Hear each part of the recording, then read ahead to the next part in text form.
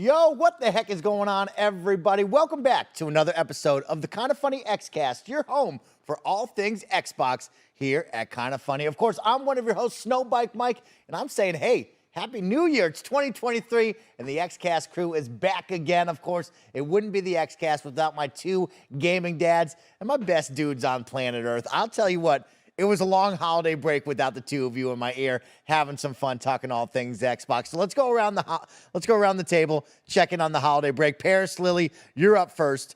Happy New Year, happy holidays to you and yours. How are you doing after the break?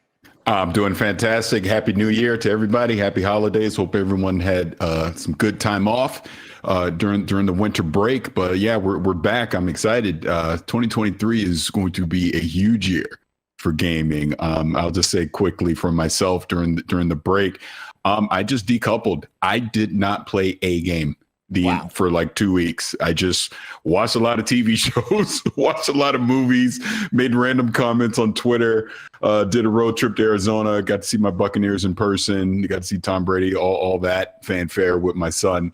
So that was good, but it was a pretty low-key holiday for me, and it was good. I just did not check work, email, nothing for 2 weeks. It was great. Heck yeah, Parris.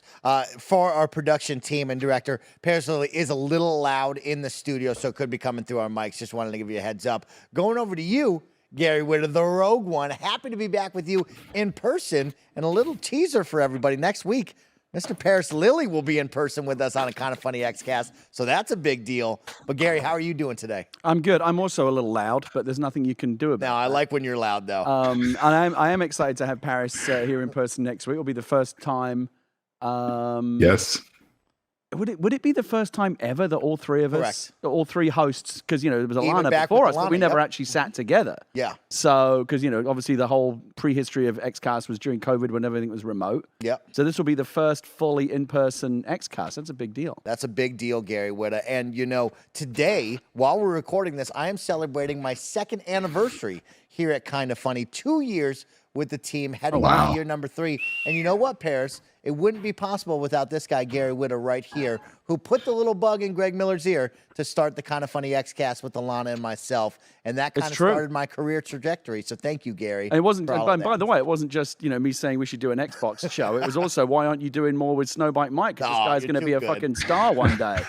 You got to hitch your wagon to him. So, yeah, a big celebration. And as Parris said, we got a big year ahead, Parris. I'm really, really excited. Some big-time games and a whole lot of fun things coming to Game Pass, which is what this episode will be all about. Everything you can expect in the first 6 months and maybe all 12 months of the year coming to your Xbox title to start off the new year, which will be a ton of fun. But before that, of course, we got to look back. We got to celebrate 2022. We had a whole year together. We played a bunch of games. And that's what I want to kick off the show with and ask both of you, hey, what were some of your favorite games or moments from last year? Of course, I'll give a little teaser right now. Next week on Monday, January 9th, we will record our official KindaFunny Games Top 10 list of the year. That will be live on YouTube and on Twitch at 10 a.m. West Coast, Best Coast time on Twitch and YouTube live, so you all can check that out. So this isn't our official list, but this is some of our favorite moments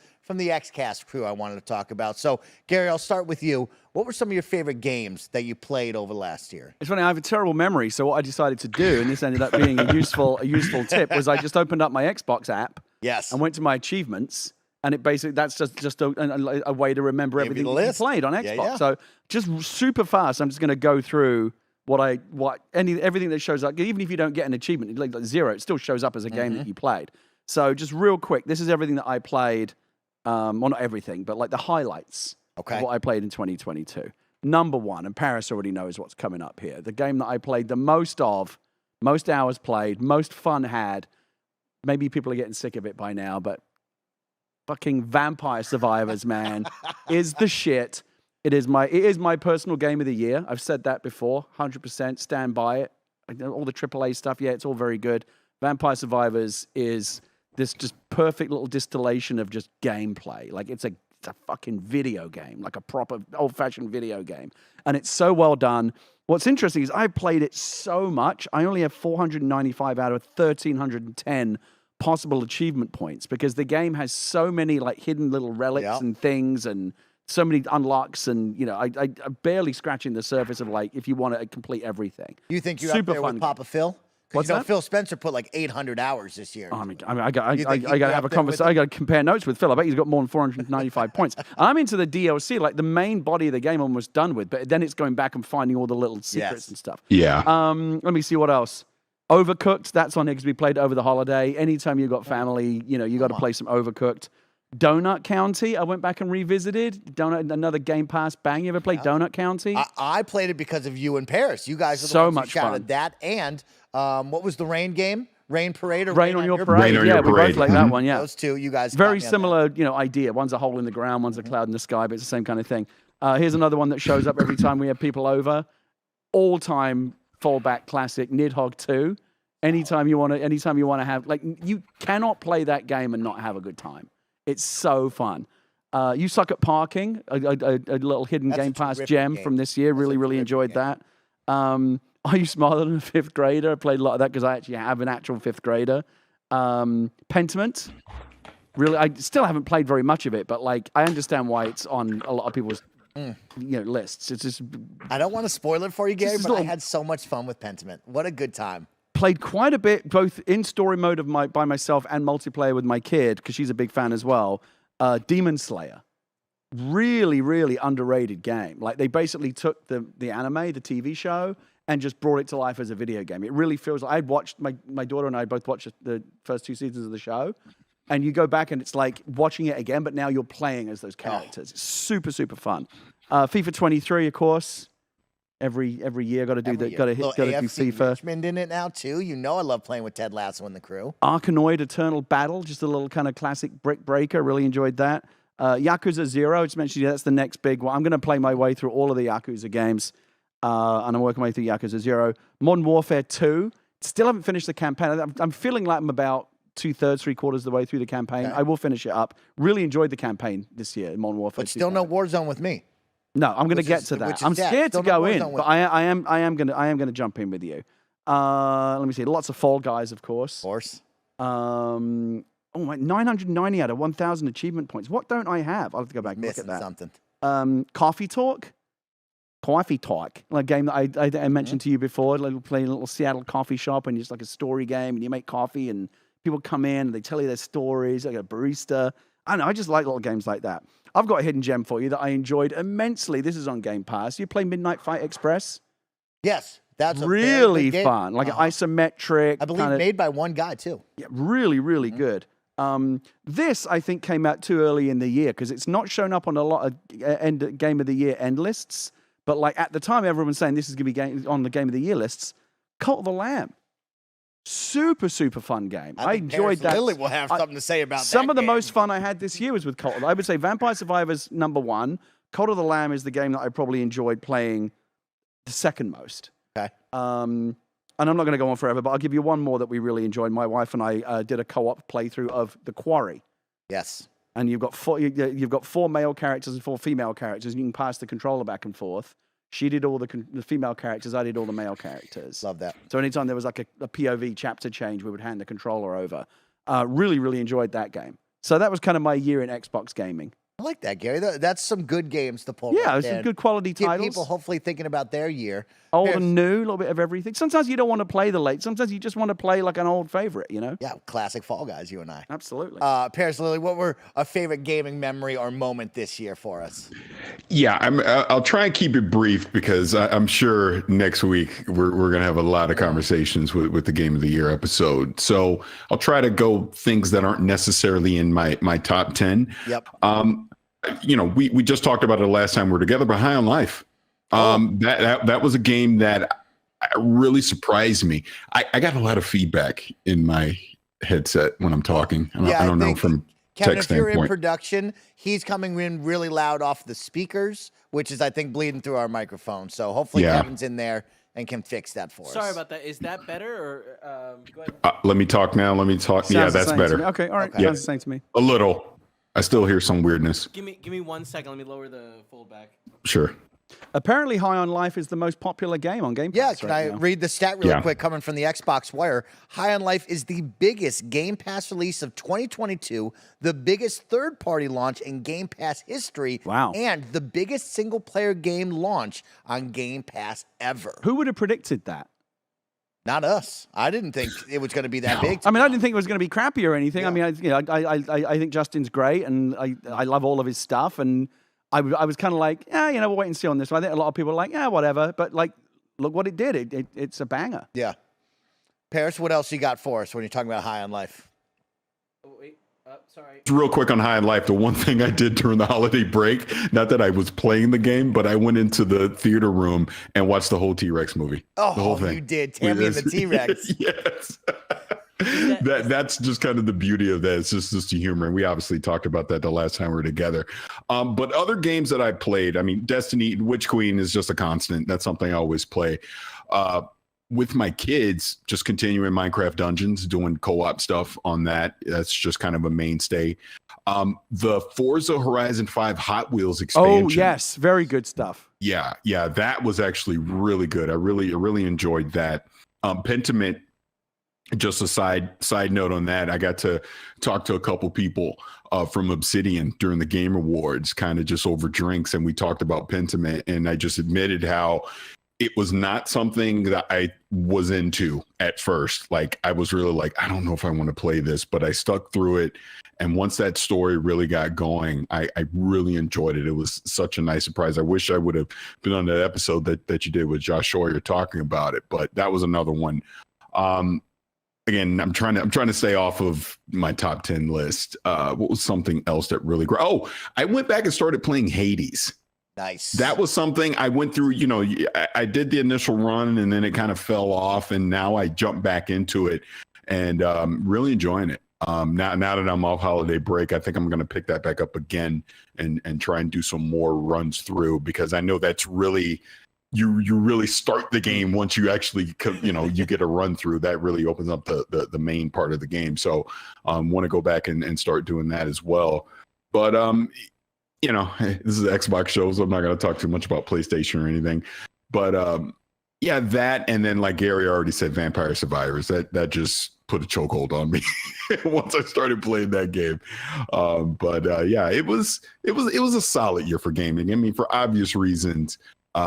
This wasn't the best year 2022 gaming wise, but I still had a lot of fun. I felt like I was able to kind of jump into the backlog a little bit and clean up some stuff, like I mentioned Hades as an example. But overall, had a good time for gaming this year in 2022. Yeah, I think we were kind of down on it at the midway point and worried what would 2022 come out. And when I started to build out my top 10 list, I had games upon games that I could put and rearrange, and games that I really, really loved. And shout out to the Witcher next gen patch, right? Like, shout out to The Witcher on that one, right? We loved that. I want to give a big shout out to Grounded 1.0. I had a ton of fun with Grounded. Yeah. Right, that team over there, they put together a really fun survival game that you can play with your family and friends, and it is fun. It's easy to learn. It's accessible. That is a must-play title on Game Pass. Also, Escape Academy. Gary Witt, if you're looking my for wife something played with that, fam, Escape Academy is a blast co-op. Yeah, because she loves escape rooms, so perfect for her. I liked that. And also, Rainbow Six Extraction. That was a game that came and went early in the year. But hitting Game Pass, right? Like, that was a fun time with friends, taking that Rainbow Six Siege gameplay and making it PvE, slowing it down. Like, I liked that. I had a fun time with that for like a week. Yeah. It didn't stick with me as much, because I remember when they first announced this, I love these kind of like, asymmetrical, like 4 players against, the Horde kind of games. And I like the whole Tom Clancy vibe, and it felt like a good marriage. And I did really enjoy playing it. I just couldn't. It's tough when I think sometimes, unless you've got like a regular crew, when you need like 3 or 4 people to all coordinate to play, you can't just like pick up and play. Like, you've got to organize something. And then my final 2 shout outs. Number 1, Shredders. That is a little hint for everybody on my top 10. What that team did with snowboarding and making it feel so true to life was a blast, right? Bringing in pros, bringing in actual brands in the snowboarding and skiing world. A+ job. I was so hoping it was going to scratch my SSX itch, and it just didn't. It just didn't. Yeah. Parris, what do you got for me? I forgot one. Teenage Mutant Ninja Turtles. Oh, Shredder's Revenge. Fantastic co-op experience. Yeah, that was a great. That was a lot of fun to play over the summer. Shredder's Revenge was fun, and the Cowabunga collection was also another good one. Top quality. And my final one, I want to give a big shout out one more time to the Game Pass team for EA Play and the Riot deal. Right, EA Play again. The holiday seasons are upon us. My friends are back in town. We're all looking for something to play. Hey, boot up FIFA. Let's get your 10 hours free trial on that. Yeah. Boot up Madden. Let's get our 10 free hours out of that. Boot up NHL. Like, let's have fun playing these games because we get those 10-hour free trials, and it's always a blast to play Volta mode, play Madden in the yard, right, NHL, and go play the World of Shell. Like, these are all great titles, and being on the Game Pass / EA Play deal is such a huge win every single holiday season for me and my friends. And then the Riot deal, right? This holiday, like Parris said, I was surprised how little I gamed, but what I did game was League of Legends Wild Rift on my phone, right? Like, I am back on League of Legends now, and the idea that this January we'll have all of the League of Legends Wild Rift characters part of Game Pass, right? That's a big win for me. Having League traditional, having Valorant, right? Like, these are all big wins for me that helps me save a couple of bucks, and also it's just fun to play. Like, League of Legends Wild Rift on the phone is a fun time. It's a little less competitive, a little bit faster gameplay than playing on the traditional PC side. Really, really well done, and I look forward to getting all those characters in January. That's going to be a big win for me. Yeah, the Riot games in particular, the ones that they've made so far, at least, like League and Valorant, they're not really my cup of tea, but I understand how super popular they are. I actually went to the Riot offices a few years ago, and they walked me all around. They showed me, like, their server room, and they were, I can't remember at the time, but they were saying, like the big, they said, like, the web traffic or internet traffic, they were saying to me at the time, like, Google, Facebook, League of Legends. Like, it's, I mean, you don't need me to tell you how huge League of Legends is. It's obviously just colossal.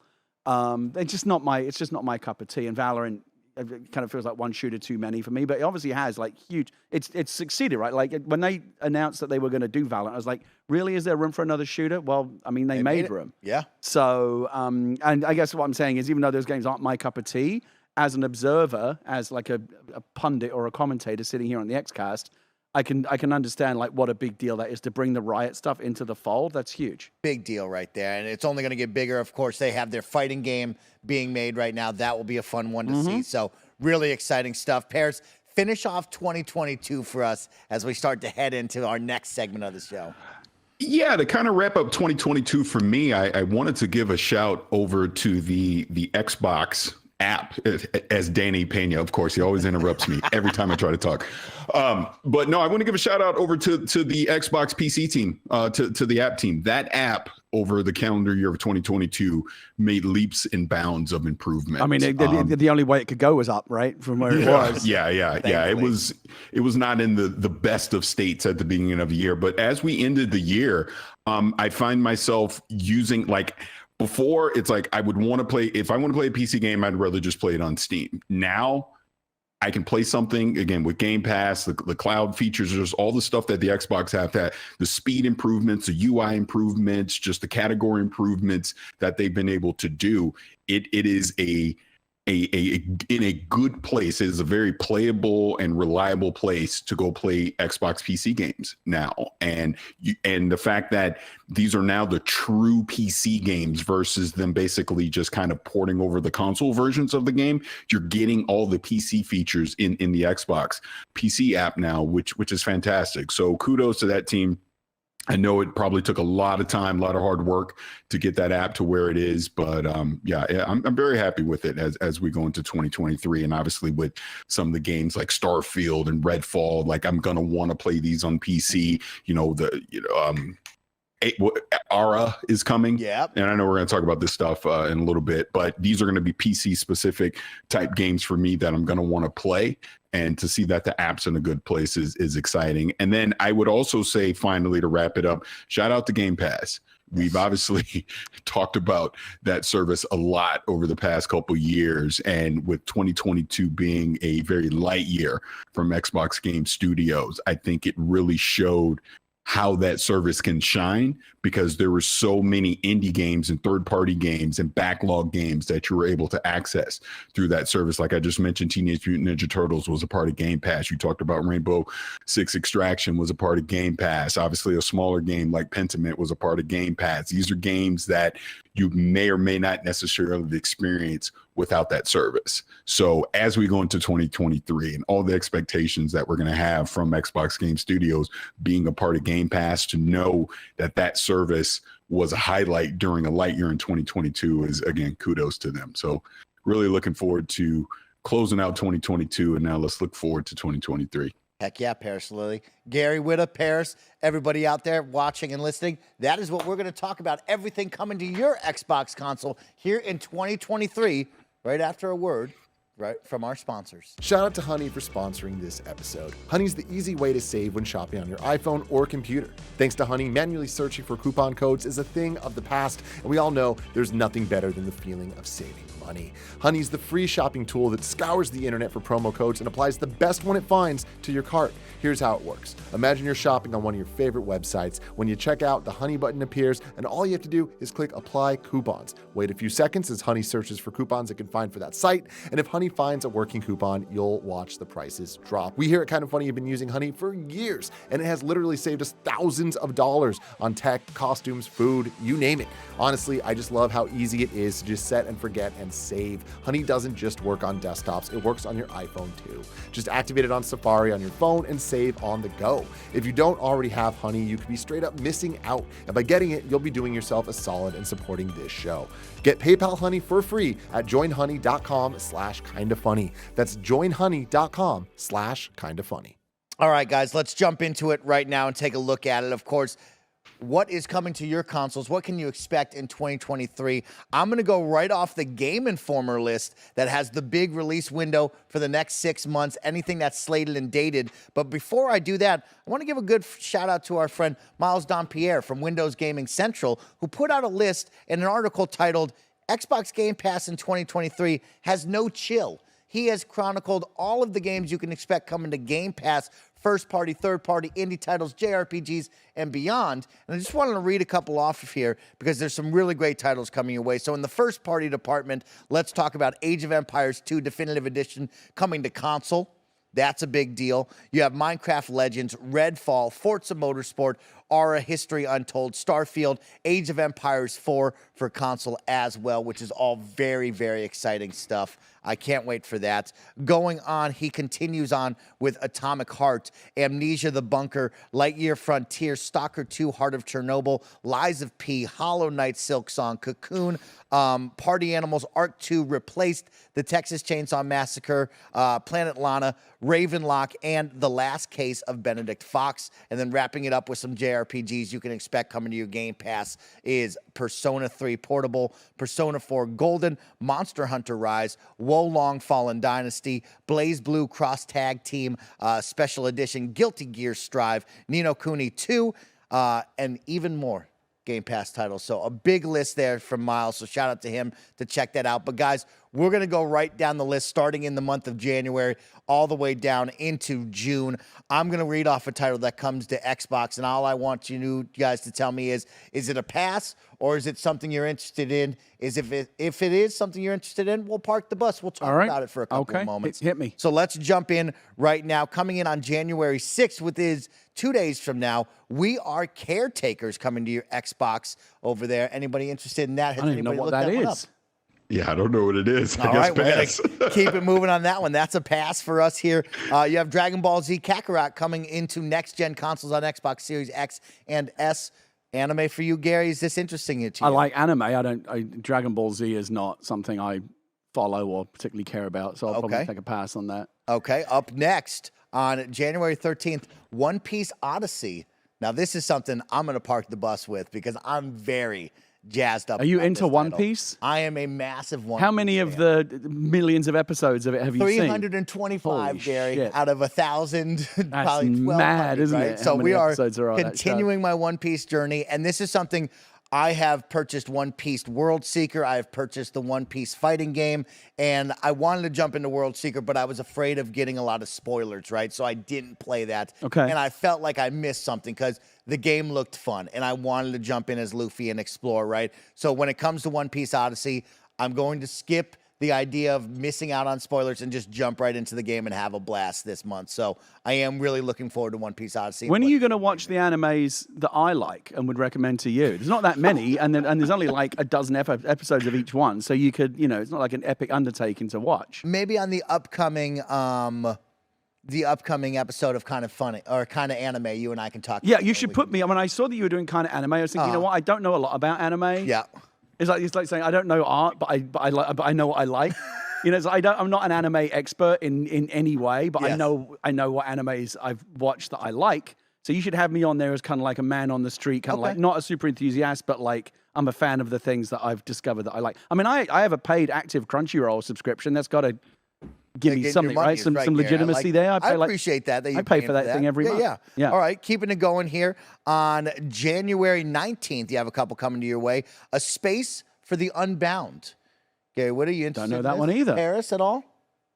I do not. Okay, this game reminds me of a Memoir Blue. Of course, if you remember, if you listened into last year's KindaFunny fan critic voting, Gary would have took a Memoir Blue. I know. So I thought it was going to be a banger, and I was disappointed by it. Yeah. Okay, keeping it going here on January 19th, we have Persona 3 Portable and Persona 4 Golden coming our way. Guys, are you going to jump into this? I know if Barrett was here today, he'd be yelling at us to try these. I'm torn on this one because much like Yakuza, Like a Dragon, which enchanted me so much it made me want to go play all the other Yakuza games. Persona 5, one of the best games I've ever played, but it's so good, it almost makes me not want to play the other ones because there's no way 3 and 4 can be as good as 5. Yeah. Because it's a different aesthetic, it's different characters. I don't know. I like Persona 5. I don't know if I like all of Persona, but I guess I would have to play them. I should at least check them out. Give them a try. They're coming to your Game Pass as well, so that's a big deal. Parris, so you're going to jump into Persona. I know you were timid on 5. I think you gave it a try, right? I don't know how far you got into it, though. Yeah, I mean, just a quick side note on that. I started playing 5, and it's not grabbing me. Okay. But I kind of get the appeal. I kind of get why like Barrett and people like that love it. So I'm not saying I'm against it or anything, but the fact that they're bringing, Persona 4 there, and they're obviously going to bring more to Game Pass, I would just say to people out there, it's worth checking out for sure. I get the appeal. I just don't know if it's necessarily for me. Okay. Yeah, I have played Persona 4 on my PS Vita back in the day, and that was one similar to the Switch, right? You only give it love when you're out and about, and I never gave it love that it needed when I was at home, right? And so Persona 4, I liked it a lot. I am interested in checking it out, but again, those are big 200-plus hour Persona 5, JRPGs, it's a big don't commitment. have the time for it. But great to see them finally come to Xbox. I think that was a big conversation we've had over the past couple of years of when are these games coming over here? Here they are. It's like for me, games like that, like Yakuza, like Persona, and there are some others as well, but like you like them so much that you're genuinely like really happy when they come to other platforms. He's like, oh, so many other people are going to get to discover this game now, Parris, But I think that's kind of my thing, though. It is the time commitment, and I understand that we're in a unique situation. But I feel like I got so many things I'm trying to play. It was like, is this something I really want to try and commit 150, 200 hours to? Yeah, because everything's an I got all these other things, right? Distracting me at the same time. Yeah. It's like if I'm going to commit to a 200-hour game, it's like how many other games could I be playing in that time that I'm not playing because of this one game? I want to play the Yakuzas instead. But if it's something as good as Yakuza or Persona or Mass Effect or GTA or Fallout, or one of these games that like again 200 hours, but like you don't regret a minute of it, like yeah, absolutely. Okay. Going on, January 20th, Monster Hunter Rise coming to Game Pass as well. This is the one that released, I believe, on Switch first. I have played this one. I am a Monster Hunter World guy, not a Rise guy. Yeah. I think World had more of that kind of like real world look, as opposed to Rise is more of the cartoony side of things. Yeah. Where you could ride around on a cool wolf dog. You had the cute cats cooking up food. I thought that was cool, but I just can't do the Monster Hunter games. I need something fresh, something fun to kind of spice up the Monster Hunter grind. I find too much is. I played about 10 hours of Monster Hunter World. Couldn't quite. I mean, again, it's one of those ones. I totally get why other people would be into this. It's just not for me. Yeah. Parris Lily, do you remember the game? I'm thinking of it right now. That was just like Monster Hunter, and it came out last year, the year before. It was kind of like the smaller indie Monster Hunter, because I believe EA is trying to do what Wild Hearts is supposed to be a Monster Hunter type game. But what was the one I'm thinking of? It's on the tip of my tongue.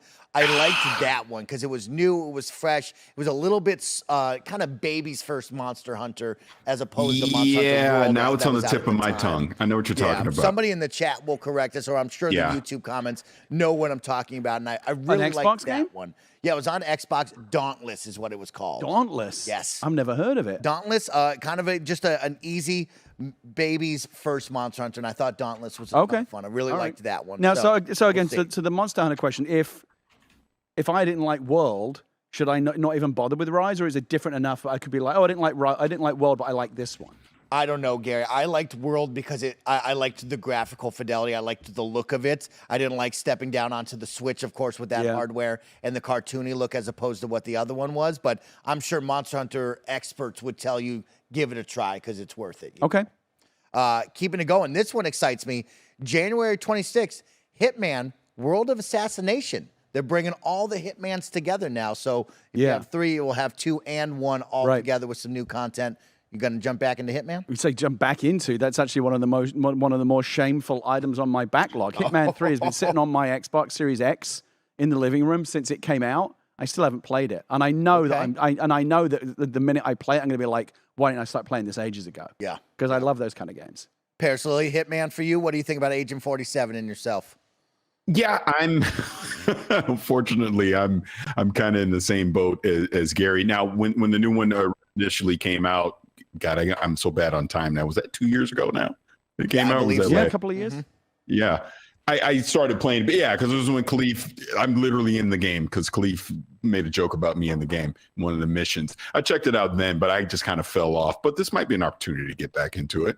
So we'll see. I really encourage you both and anyone watching, listening to jump in to Hitman World of Assassination, right? Bringing all of the products together. What IO Interactive has done with that game franchise is something special. I hear you can do some really wacky things in that game. Oh, yeah. And like you said, Parris, this game came out January 20th, 2021, right? All of the fan-made contracts are going to keep that game alive, keep that game fresh, keep you playing, which is going to be a blast. And I know I will 100% jump back into this, not only with myself, but with my friends. Yeah, I want to play the people here are kind of funny. We're going to play a lot of Hitman. It's a great game. Up next, January 27th, Dead Space Remake. We played the Callisto Protocol. I mean, of course, this has got to be a play for us, right? Are we checking out Dead Space, all of us? 100%. I didn't really care for the first one. You know how I feel about horror games? They're not... I just don't. I don't care how good they are. They're just not. I don't want to play them.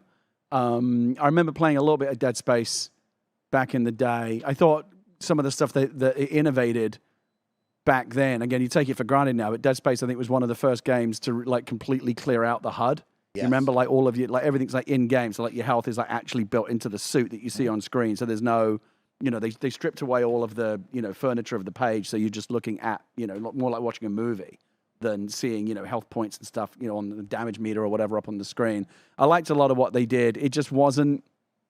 I mean, I'll look at it. I mean, let me ask you this, Mike. Do you feel like this is one of those games that was like crying out for a remake? Because it didn't strike me as a really Dead Space. That's what you're going with? I don't know. For me personally, no. I didn't need the remake. I wanted the franchise to come back in a new way, right? I wanted a Dead Space 4 or a brand new reboot to the Dead Space. Right. I didn't want a Dead Space remake. But of course, me and Greg did go down to EA. We did get to go hands-on with it. We gave a preview earlier in the year, and we did like what we saw. But the moment that we walked out of it, I looked at Greg and I said, you got two very competing games coming up side by side with Callisto Protocol and Dead Space. Who's coming out on top? And that's what I'm more interested in, right? Because Callisto Protocol, I had a really good time with. They changed up the formula and went really heavy on the melee combat and what they did. I'm excited to see, does Dead Space Remake capture me like that one did, and will I want one or the other more than the other? If I was a developer on that Dead Space Remake, I might be a little bit bummed out on the timing, because they could have released it any time. It turns out they chose to do this game and release it in such a way that a lot of people might already be thinking, just play Callisto Pro. I don't need another one of these. I don't know. The timing's not brilliant.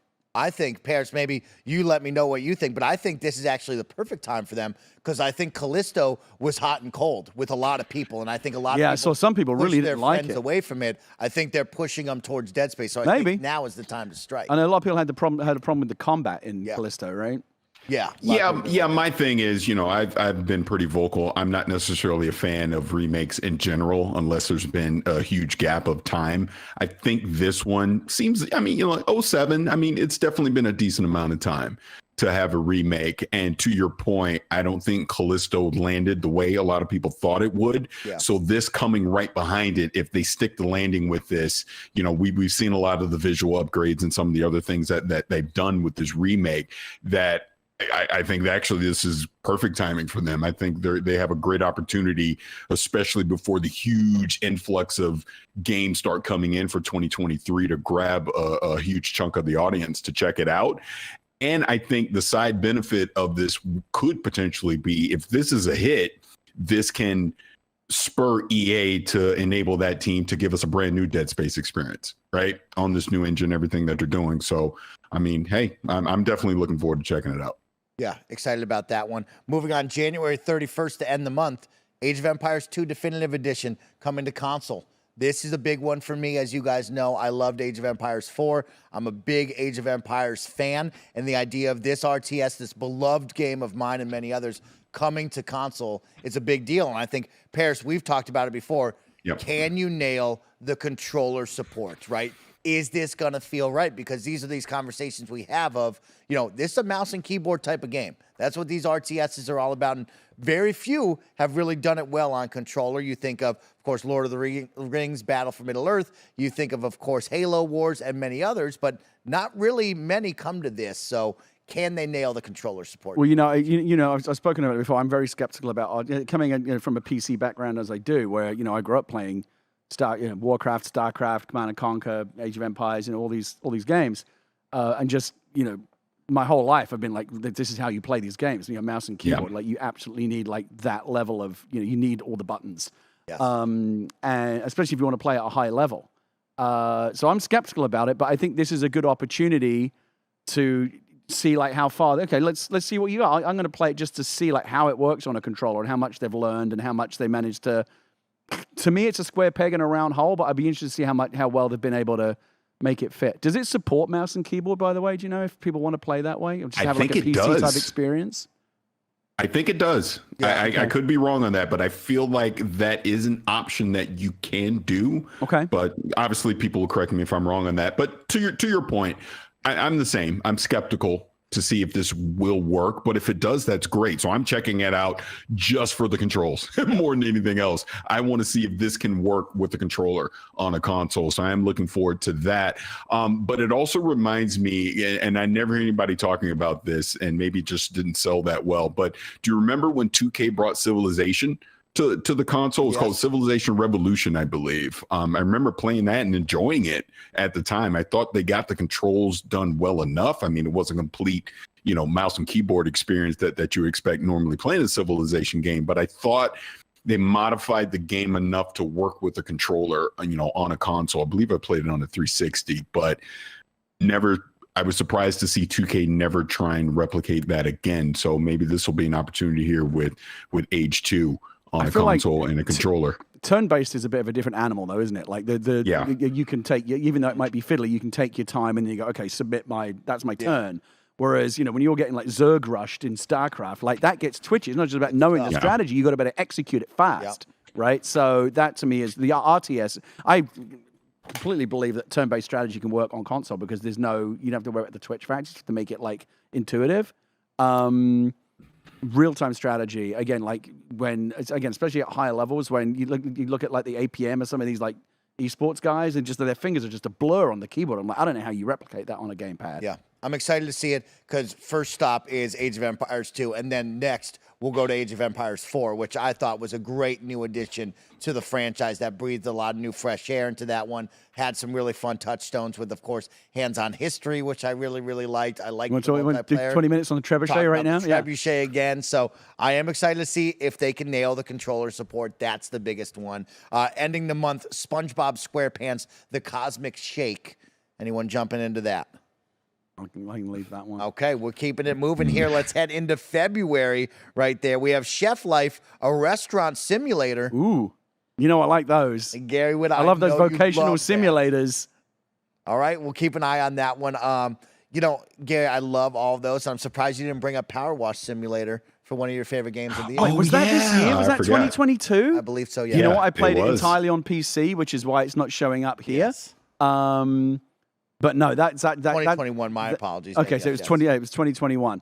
But that was would on have Game Pass been in 2022, right? There it is. Yeah, that's what it was. Yeah. So that was definitely on my list for 2021. And if I discovered it on Xbox in 2022, it would be on my list as well for this year. Let's keep it going. Deliver Us to Mars. Anybody know anything about that or excited about that? I'm in on that. I'm really looking forward to that. Did you play the Moon one, Parris, the one before this? No, I did not, and I need to. I hear it's good. Yeah, I'm interested. Yeah, I actually want to check them both out. Parris, since you're interested in this one, can you tell us a little bit about Deliver Us Mars, and tell us what we can expect, or what does it look like? What is this game?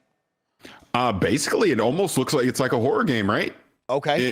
In that sense, like kind of sci-fi horror. I mean, obviously you're going to Mars. That's going to be the premise of it, but there's definitely some sci-fi horror elements to it. Just looks interesting from what I've seen. So yeah, it's definitely piqued my interest and radar to check it out. Okay, yeah, looking over at the Steam page right now, Deliver Us Mars is an atmospheric sci-fi adventure taking you on a suspense-fueled, high-stakes mission to recover the Ark colony ship stolen by a mysterious outward.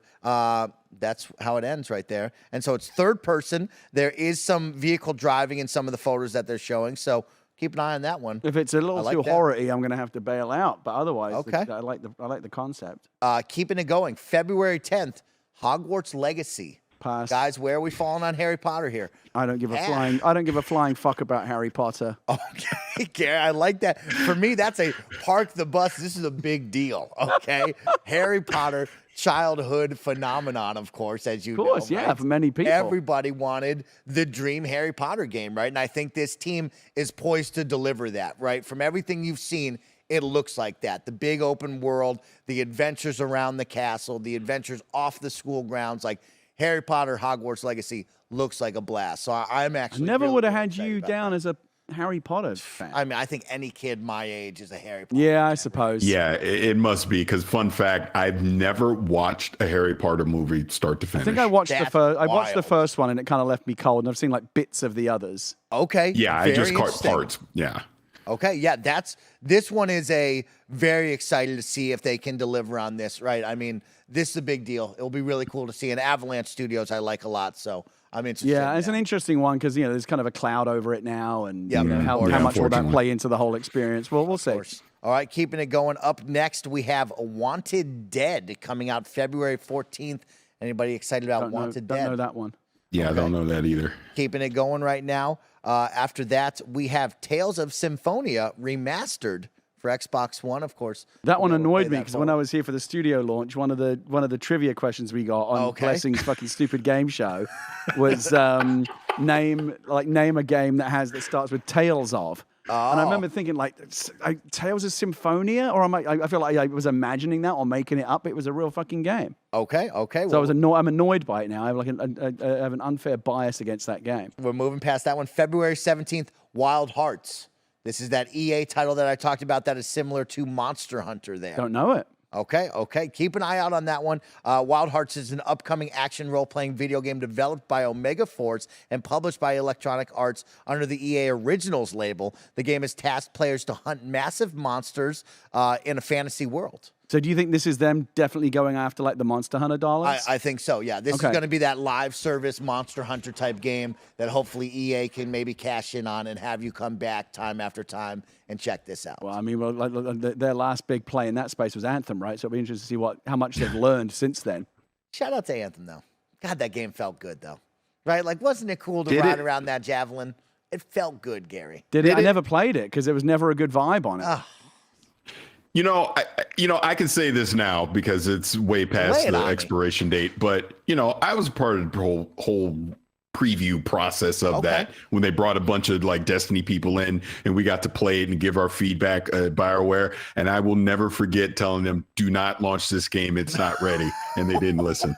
Oh my gosh. Yeah. Sometimes they got to learn the hard way, Parris. Keeping it going, February. My name's in the credits, by the way. If you play the credits of Anthem, I'm in the credits. That's pretty dope, I swear. Parris. What's the other game? There's another game I'm in the credits of, and it's like they didn't do well. It's like I'm only tied to bad games. February 21st, Atomic Heart. It's a big one that we've all been waiting for on Game Pass. Parris Lilly, you're into this one. Remind me which one this is? Atomic Heart. Parris, give me the rundown on this one while I pull it up. I believe that's like the crazy Soviet Union looking one, right? Yeah, and it's steampunk is the wrong term that I'm looking for, but yeah, it kind of has that Russian feel, and like IGN did the IGN first on, and you got to see one of the boss fights. It looked pretty interesting. Yeah, like you're bringing up the screen on it now. It looks interesting. I mean, we'll obviously see once we get our hands on it, but it has a interesting concept to it. I think is from a gameplay standpoint, because is it first person? Yeah, Am I first person. Am I wrong on that? It is first person. Yeah. Feel. Yeah. There you go. That's a great way to describe it. Kind of a BioShock feel to it. Yeah, like Wolfenstein and BioShock come together. You've got guns and powers. Yeah, exactly. And so, this one has been something I think everybody's been waiting for. I believe it got delayed out of last year, and it's coming to Game Pass, so it's a big deal on the Xbox. Looks pretty. Side. A lot of people are excited about this one for sure. I mean, it looks like a AAA game. So keep an eye out for that one. Thank you to production team as well. This one had not been on my radar at all, but it looks cool. Up next, Gary, this is for you, February 21st. Like a Dragon, Ishin. What's the name on this one? Do you know? It's just called Like a Dragon Ishin, right? Yes, is that correct on that one? I was as far as I know, this is the one that goes back in time, right? It's more like kind of like not feudal Japan, but like kind of like a couple of hundred years. It's like a prequel. Okay. I think that's right. And are you excited about this one? Yeah, because like I said, I love the Yakuza games, and I kind of backed into them. I never played any of the others until Like a Dragon, which is the 7th one, and I fell in love with it. One of the best games I've ever played, and it made me want to go back. And I started playing Yakuza 0, and I'm slowly making my way through the whole series. Okay. But I will definitely play this when it comes out. The one I'm really excited about is the actual Like a Dragon sequel, Like a Dragon 2. So they've kind of messed with the naming convention of the Yakuza games now, which is like kind of confusing people. You might think that Yakuza. Like a Dragon Ishin is the sequel to the previous Like a Dragon. It's not. It's like a prequel, and I think it's more to do with other. It's not like the Ichiban characters. It's like some other whole thing. But it plays into the Yakuza chronology, like the dynasties of these different kind of Yakuza clans and stuff. It's it's interesting. Parris Lilly, you're excited about this one?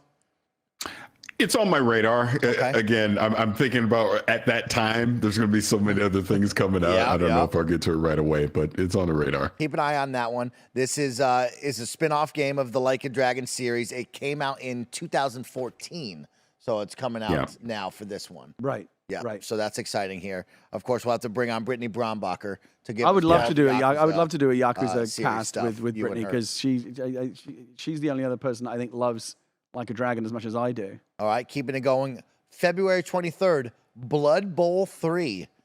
Anybody ever play Blood Bowl? No, never been a Blood Bowl guy. Okay, no. I like Blood Bowl. I wish Blood Bowl was more like NFL Blitz, which is Super Mutant League football. They made one that made like NFL Blitz, but this is the fun, like turn-based orcs versus humans and elves football game that they have. Yeah. It's very interesting. I never could understand it fully, but I'll try this one for sure. It's turn-based. That's interesting. Yeah, it's a very interesting thing. It's like dice rolls and stuff. I always wanted just NFL Blitz, but it's not. I wish there were more of those kind of hard-hitting sports games. Man, everything's too simmy now. Sometimes you just want to pick up a controller and, go crazy. You're telling me, Gary. Okay, up next, February 24th, Kerbal Space Program 2. I never played the first one, but it's one of those ones like, man, I should have played that, because like it looks like everyone I know who's played it like loves it, and I feel like I'm missing out on something.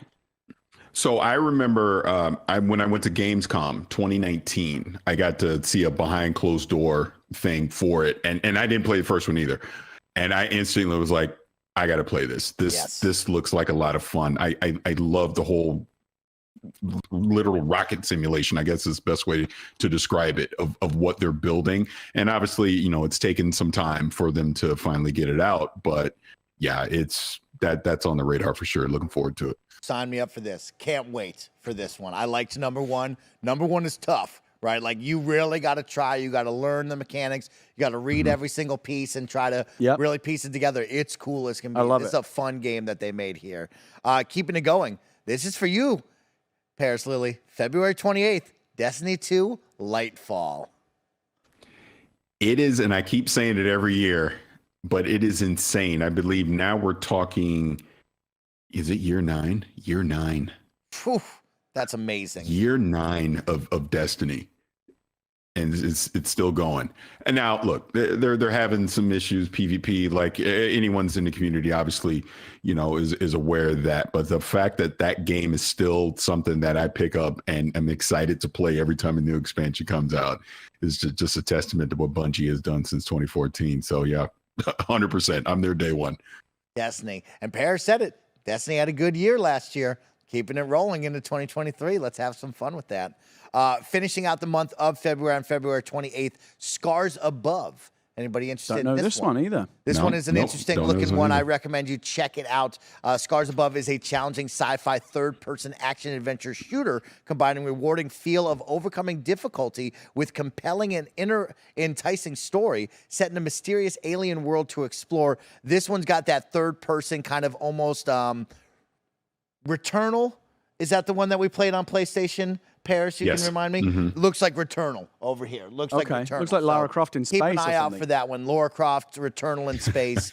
Scars Above coming there. I like that. Let's keep it moving. Let's jump into March. On March 3rd, we're getting treated on Game Pass. Wolong Fallen Dynasty. This one's Park the Bus. I mean, we got to play the demo. I don't know this one at all either. What is this? This is like a Souls-like game. Oh, forget it. It's going to be punishing. It's going to be Yeah, tough. it's not. It's fast. It's like Sekiro type vibes. It's fun as can be. Okay, all right. Yeah, you keep an eye out for this one. This is going to be a must-play for sure. All right.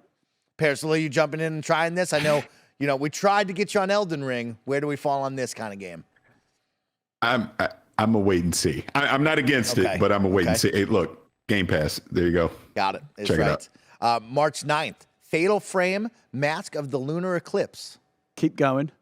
Keep going. What does that mean? I told you, Fatal Frame can go fuck itself. Oh. You know my opinion on this. I said before, the whole reason why, not the whole reason, but like the Fatal Frame 2 on the PlayStation 2 was the last pure horror game I ever played. That game fucks with you so badly. I was like, you know what? I'm not just out of this game. I'm out of the whole fucking genre. Like I said I would never play another horror game, and I never did. Okay. Keep an eye on that one. Okay. Gary, I'm right there with you. Oh, right fucking there. the worst. Tim was like, "Oh, this game's gonna be cool." No. Yeah, if you're like shitting yourself. Yeah, then it's great. Yeah. March 9th, the highly anticipated, long-awaited Skull and Bones. Oh, yeah, riding on that one, right?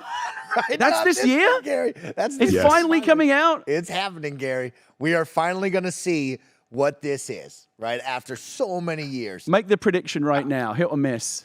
Oh, big miss. Yeah? Oh, 100%. Oh, you think it's going to flop? That I don't know, Gary. All of the resources, Gary. millions and billions of dollars and everything that Ubisoft can bring to bear, everything they've ever learned about video games from Assassin's Creed and Far Cry and everything else, it's all being piled into this, and you think it's going to fall on its face. I don't think this is the one, Gary. Parris, how you feeling? I don't know. Okay, so my thing is, Danny and I played this at this must have been E3 2018. I feel is when I played it, and I there's more of a curiosity than anything with me to want to play it to see what the final game has ultimately become, because this basically started off as a derivative of the Assassin's Creed Black Flag, yeah, of all the sailing stuff, so right? this is Pirates Creed, basically, right? But it's now evolved into something else, and I'm fascinated to see what it is. I hate to say I lean more towards what Mike is saying, that it's probably going to be a miss, but I hope it surprises me. I do. So I'm interested to check it out and see what it is. I was kind of messing around. I wasn't trying to say like, oh, but it's Ubisoft. How can you go wrong? You absolutely can go fucking wrong with Ubisoft. 100%. We've seen it plenty of times. And this one, I think, I don't know. Like I like it when things are good more than when things are bad. I would like it to be good. It's been an interesting story because they know this game's coming out amidst all of this, like, people are kind of expecting it to be this $1 billion like boondoggle, right? Like Ubisoft's folly or whatever, but it's I would like it to be good. If it was good, I would play it. Yeah, it seems like that. Parris is right. Yeah, and that's why I'm hesitant, because who are you marketing that towards? Who's excited for a pirate ship resource manager? I don't know. If this was more of just an action thing where you're multiplayer and you're fighting your buddies and blowing up shit, I think that might have an appeal. It doesn't have that aspect. There's got to be some action, right? I don't know. That's why I'm telling you. I'm fascinated to see what it's going to be. We've gone so many different directions with it. There's no clear vision quite yet on what we're going to do until it's here. That's it's going to be interesting. Like I said, there's been so much, conversation around it. It's going to be interesting just to see. Yeah. You know? Is it good or bad? I'm with Parris, right? I'm very curious about this game. I will play it just to see what are they delivering on here. What is this going to do that I can't already do in Sea of Thieves? Correct. That's going to be fun. Yep. That's how I'm kind of coming into it to see. So yeah, there's a huge curiosity. I mean, I don't want to fall into the trap of assuming that because they're both games about pirates, they're very similar games. I mean, you can come at the world of pirates in two very different ways, right? But I don't know enough about either game to know how similar they look at this point, right? Yeah. Be really interesting to see. Keep that March 9th. Going on March 10th, DC's Justice League Cosmic Chaos. Don't know that one. Okay, I think we're skipping that one. That looks like a kid's game, unfortunately for us on that one. Star Wars Jedi Survivor, March 17th. Parris, Lily, hype me up on what Respawn Entertainment's bringing us there.